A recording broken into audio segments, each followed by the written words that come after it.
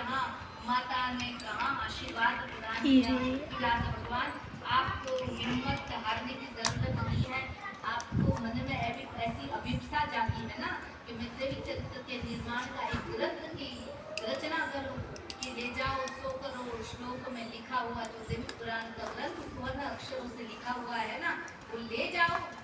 बाद में काम पूरा हो जाने के बाद वापसी लौटाना, वो शर्त के साथ देती हूँ।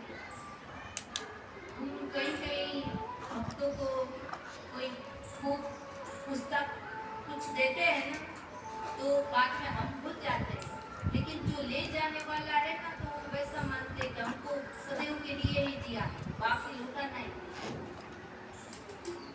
इसलिए जिनको भी धर्म ग्रंथ दो ना, तो आपकी डायरी में नोट करके दो, ठीक है, लोग वापसी लौटाते।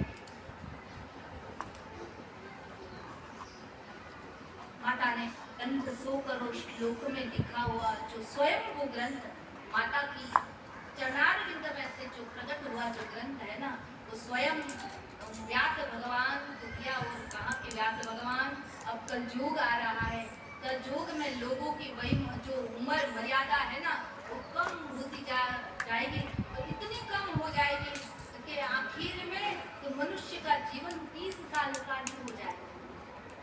अब तो 70 साल का होता, तो कहते बाद 70 साल तो काफी हो गया।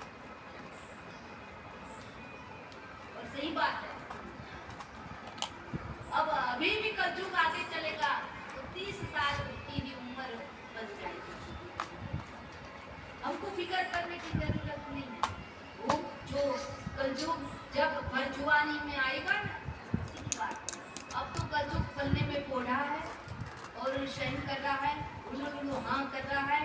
और कलयुग जब हमारे खुदे सब विधान करवाते हैं, तब क्या बोलते हैं, कलयुगे कली प्रथम चरण, गुरु लोग है भारत उनके, ऐसा संकल्प जब किया जाता है ना, तब बोला जाता है कलयुगे कली प्रथम चरण। तो कलयुग में ऐसी अवस्था आएगी, कलयुग जब बड़ा होगा तब अपने माता पिता को रखने के लिए कोई तैयार नहीं होंगे, और जैसी तरह गन्ने का छोटा बाजार में भटकते हैं ना, वैसे तरह अपना माता पिता भी भटकते हैं। घर में कुत्ता रहेंगे, लेकिन माता पिता को रखने के लिए कई कई युवा वर्ग